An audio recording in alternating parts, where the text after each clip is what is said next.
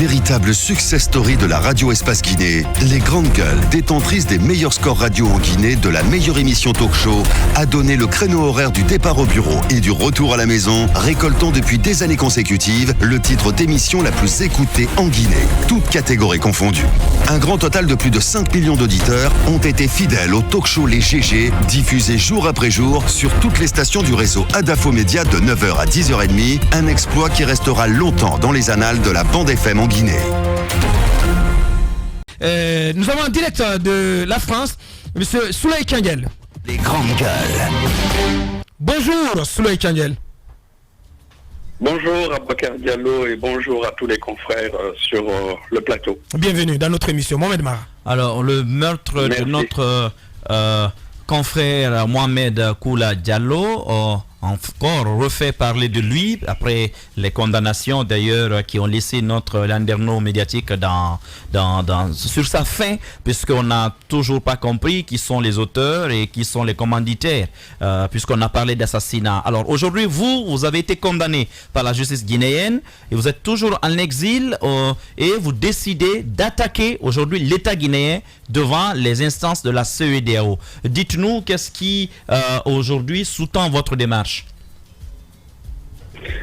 Merci, chers amis. Je voudrais d'abord commencer par remercier toutes les personnes qui m'ont aidé justement dans la constitution de ce dossier et dans la phase préliminaire. D'abord mon avocat, mais surtout, comme vous le savez, il y a quelques mois, au mois de janvier ou au mois de février, j'avais fait un appel à contribution pour m'aider à la prise en charge de mes honoraires d'avocat. Donc je voudrais remercier toutes les personnes qui ont pu, à un moment ou un autre, apporter leur contribution financière, mais aussi ceux ou celles qui ont pu faire le partage de cette vidéo-là qui a permis de mobiliser un certain montant pour faire face à une partie, on va dire, de la provision de mon avocat. Donc vraiment, je voudrais commencer par cela et remercier tout le monde. Maintenant, pourquoi j'ai décidé d'attaquer donc l'État guinéen à la Cour de justice de la CEDEAO? D'abord, pour montrer aux Guinéens qu'en fait, on n'est pas obligé de subir l'injustice et de se taire dessus. À partir du moment où on estime que nous avons été injustement accusés ou condamnés, il y a des instances internationales ou sous-régionales auxquelles on peut faire appel pour qu'on soit rétabli dans son droit. Donc la première chose, c'est une question de pédagogie. Parce que très souvent dans notre pays, les gens subissent les injustices et ils restent comme ils sont et ne font rien parce qu'ils sont dans une logique de fatalisme. Et ça, personnellement, c'est quelque chose que je ne peux pas accepter. Deuxièmement, exactement comme je disais tout à l'heure, j'estime que j'ai subi une injustice. Parce que, comme vous le savez, dans ce dossier, à aucun moment, dans cette affaire-là, je n'ai été convoqué par qui que ce soit pour être entendu. On m'a expressément et volontairement mis à l'écart de cette affaire parce qu'on avait certainement des intentions inavouées, qu'on avait des objectifs qui étaient visés que je ne sais absolument pas.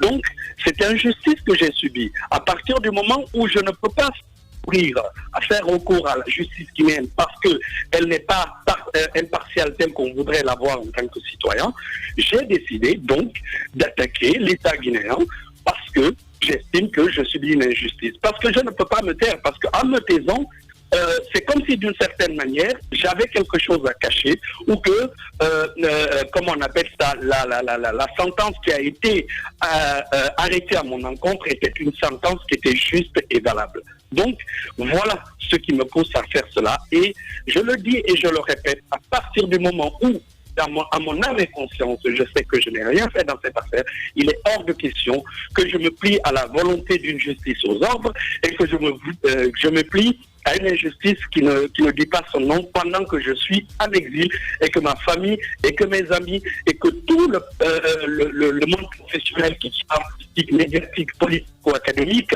soit d'une certaine façon d'une sorte d'orphelinat par rapport à tout ce que je peux faire aujourd'hui en Guinée. Monsieur Soulaye Thiangel, en direct dans cette émission. Allez-y, Jacques. Alors, merci bien pour ces raisons. En même temps, lorsque la poursuite a été engagée, avant qu'on arrive même à la condamnation, il y avait des contestations autour du nom qui était cité. Parce qu'on disait Thiangel, alors que vous êtes plutôt un certain Thiangel, alors que vous êtes à l'état civil Souleymane Ba.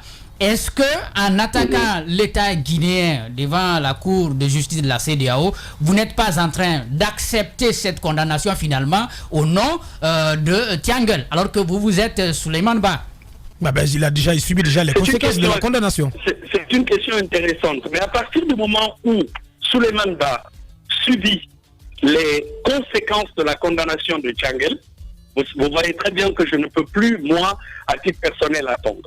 D'ailleurs, ce qui est important, ce qui est intéressant à relever, c'est que cette question concernant Thiangel, si vous regardez justement le dossier de réquisitoire que j'ai pu envoyer, vous vous rendrez compte en fait qu'après avoir épluché l'ensemble des documents qui ont été adressés à la Cour, c'est qu'à aucun moment, ni au niveau des enquêtes préliminaires, ni au niveau, comment on appelle ça, du juge d'instruction, ni au niveau du procès, on a cherché à savoir qui était ce Thiangel.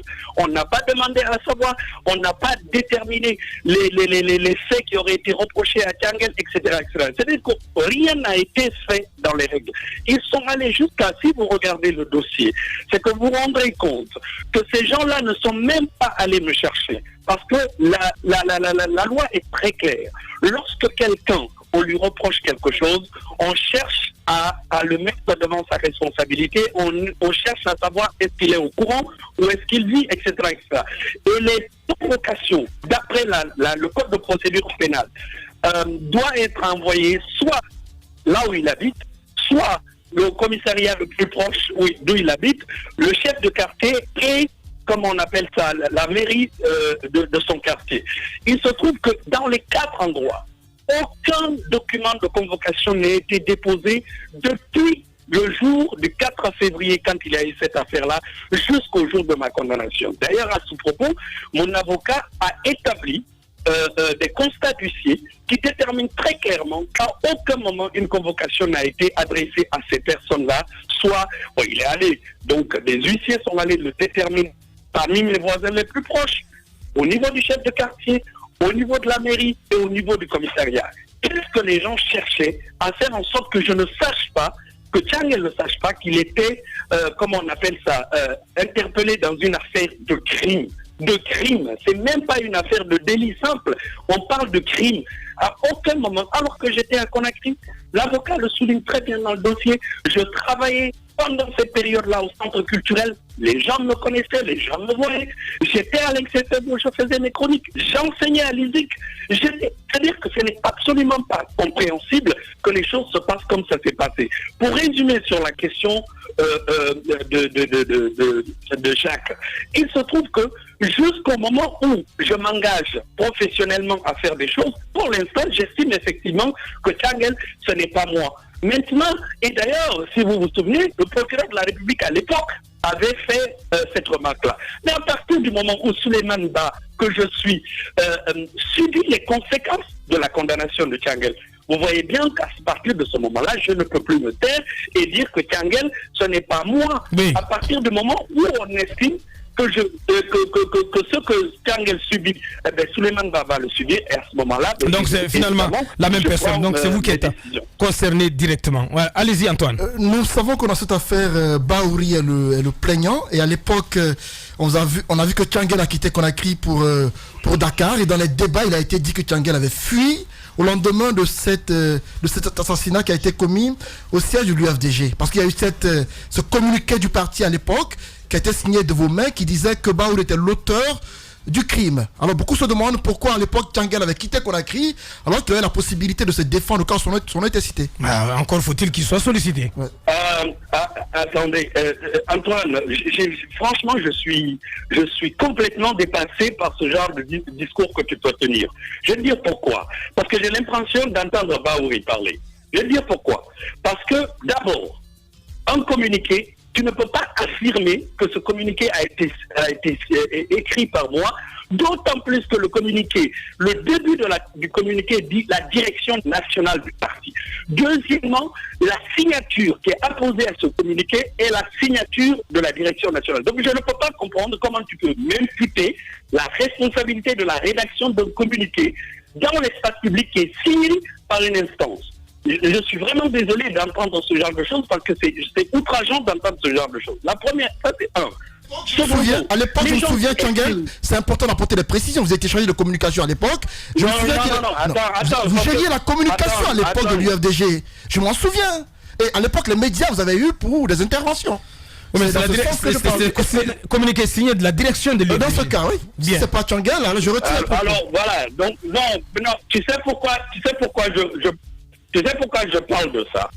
Ce n'est pas la première fois que je t'entends dire ça, Antoine. Et ce n'est pas la première fois que j'entends ce discours de la part des gens qui sont du côté de Baou. Donc il faut que ce soit très clair pour les uns et pour les autres.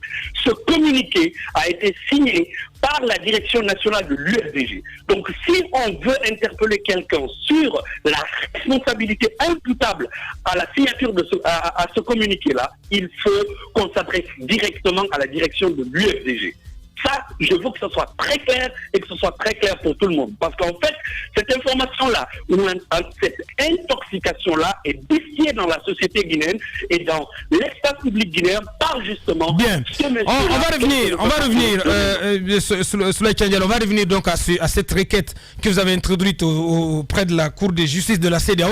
Vous réclamez à l'État guinéen 504 000 € et 200 millions de francs CFA. Qu'est-ce qui justifie ces montants? Alors, je ne vais pas dire ici par décence ce que j'ai perdu au niveau du contrat que j'ai eu à la Banque africaine de développement. Toi qui as reçu à Boubacar Diallo le dossier, tu le sais. D'accord? Donc je ne vais pas le dire par décence parce que j'ai énormément de respect pour la population guinéenne et pour les gens. Je n'ai pas envie de m'exhiber sur cette question-là. Donc d'abord, sur cette base-là, il se trouve qu'en termes de préjudice économique, je travaillais pour les organisations internationales quand j'étais en Guinée. J'étais en train de bosser pour les institutions des Nations Unies quand j'étais à Conakry. Donc ça aussi, ces documents existent.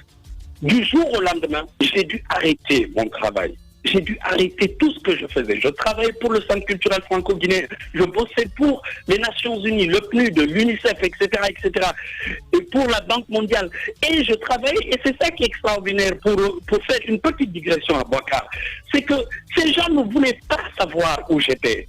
Parce que le jour, la semaine où cette question-là a été posée dans l'espace public guinéen, j'étais en train de former les officiers du ministère de la Sécurité en communication.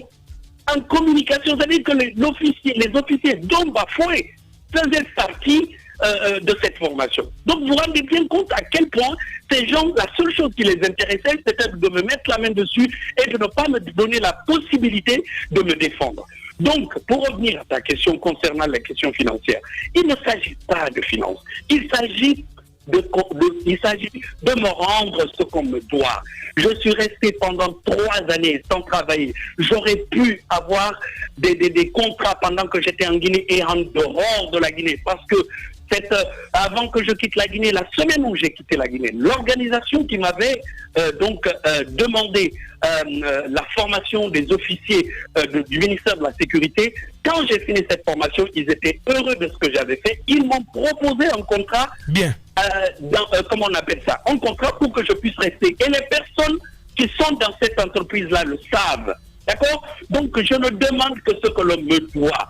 On m'a privé de mon travail. On m'a privé de ma liberté. On a fait en sorte que ma famille quitte. On a mis mon nom dans une affaire qui n'est pas quelque chose qu'on peut objectivement, légalement, juridiquement m'imputer. Il est hors de question que je laisse l'État guinéen faire de moi ce qu'il veut. Bien, Story Tchangel, en direct de Paris, dans cette émission. 2 dernières questions, Mohamed. Oui, Souleymane Tchangel, actualité oblige. On a senti quand même votre absence ces dernières semaines, surtout après certaines sorties de votre patron, le président de l'UFDG. Vous, de l'étranger aujourd'hui, quel est votre regard sur le débat qui a lieu actuellement autour de la question de la nouvelle constitution dans notre pays? Alors, donc mon absence d'abord de l'espace public était liée au fait que j'étais en train de préparer ce dossier, donc je devais tout concentrer autour de ça avec mon avocat qui vit ici, qui est à Lille. Maintenant, quel est mon regard sur cette question? D'abord, j'ai entendu des gens dire que le débat doit être posé, qu'on doit discuter et que, par exemple, j'ai entendu le professeur Zobelimou dire que, comment on appelle ça, il se trouve que c'est une question juridique et que les conséquences politiques ne l'intéressent pas. Et que la liberté d'expression aussi, j'ai entendu ça, doit être garantie pour les uns et pour les autres. Il faut quand même qu'on fasse attention à une chose. Sous prétexte que la liberté d'expression ou des questions juridiques se posent, ça veut dire qu'on est capable et on accepte le principe de précipiter le pays dans la confrontation. C'est comme si aujourd'hui je disais, ok, la liberté d'expression me garantit le fait de dire à l'armée guinéenne, faites un coup d'État et dégagez M. Alpha Condé. Est-ce que ça me donne le droit de dire ça? Ma liberté d'expression me permet-elle cela? Parce que c'est de ça qu'il s'agit. Il s'agit d'un coup d'État, cette fois-ci constitutionnel, qu'on veut imposer aux Guinéens. Donc la liberté d'expression, elle a un élément important, c'est la capacité que notre expression peut avoir d'établir ou de rétablir la quiétude dans la société. À partir du moment où votre liberté d'expression vient menacer la quiétude et la paix sociale, à ce moment-là, votre liberté d'expression est limitée. Moi, je vous dis, la première réussite ou le premier, comment on appelle ça, la première réussite, le succès que les gens qui sont en train de travailler sur cette question-là ont eu, c'est le fait d'avoir réussi à poser dans l'espace public le débat sur une chose qui a déjà été réglée par la Constitution guinéenne. Dire que moi je donne mon avis, je dis simplement que le président de la République a le droit comment on appelle ça, de demander d'appeler un référendum, c'est déjà accepté tacitement que les élections, enfin que nous donnons la possibilité à ce que la Constitution soit changée. Parce que nous savons tous que nous sommes dans un pays où les élections ne peuvent être ni libres ni transparentes. Moi je vous le dis, à titre personnel, à 2 reprises, on m'a contacté pour régler mon problème, on m'a demandé de faire un papier pour dire cela. Mais j'ai dit non. Qui vous a contacté? Je sais que... Qui vous a contacté? Non, ça c'est pas une question importante. Ce n'est pas une question importante. Ce qui est important, c'est qu'on a cherché à faire dire à un certain nombre de personnes qui ont une crédibilité dans l'espace public la possibilité que le chef de l'État aurait le droit de faire ceci ou de faire cela. Et donc, tacitement, on donne quitus au chef de l'État d'avoir un 3e mandat parce qu'on sait clairement et sans conteste que lorsque le référendum va se passer avec les conditions que nous avons, c'est les personnes qui sont derrière cette constitution qui vont gagner.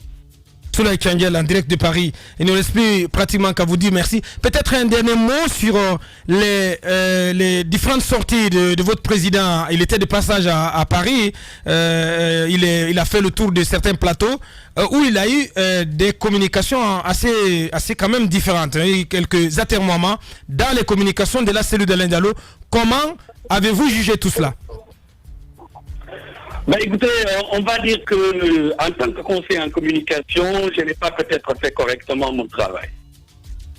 Bien, voilà, la main c'est dite. Merci Souley Tianguel, il ne reste plus donc à vous dire merci et bon courage. En tout cas, bon courage et détermination dans le combat qui est le vôtre. Véritable success story de la radio Espace Guinée, les grandes gueules, détentrices des meilleurs scores radio en Guinée de la meilleure émission talk show, a donné le créneau horaire du départ au bureau et du retour à la maison, récoltant depuis des années consécutives le titre d'émission la plus écoutée en Guinée, toutes catégories confondues. Un grand total de plus de 5 millions d'auditeurs ont été fidèles au talk show Les GG, diffusé jour après jour sur toutes les stations du réseau Adafo Média de 9h à 10h30, un exploit qui restera longtemps dans les annales de la bande FM en Guinée.